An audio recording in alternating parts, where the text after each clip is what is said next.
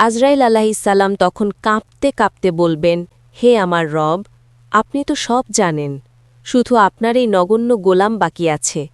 তখন আল্লাহ এমন এক ধমক দেবেন এবং হুকুম করবেন, তুমি মরো।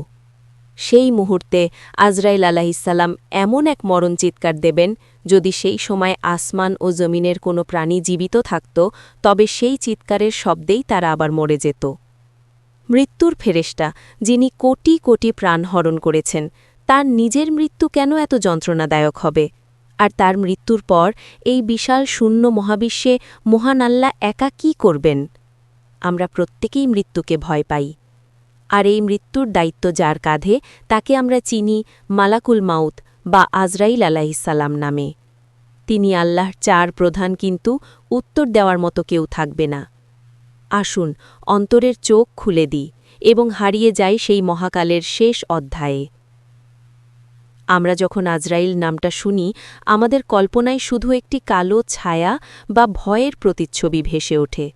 কিন্তু আল্লাহর এই সৃষ্টির গঠন এতটাই বিশাল এবং জটিল যে মানুষের ক্ষুদ্র মস্তিষ্ক তা কল্পনাও করতে পারবে না। তাফসির এবং বিভিন্ন রেওয়ায়েত থেকে জানা যায়, আল্লাহ রাব্বুল আলামিন যখন মালাকুল মাউতকে সৃষ্টি করলেন, তখন তাকে নূরের এক বিশেষ আবরণে ঢেকে দিলেন।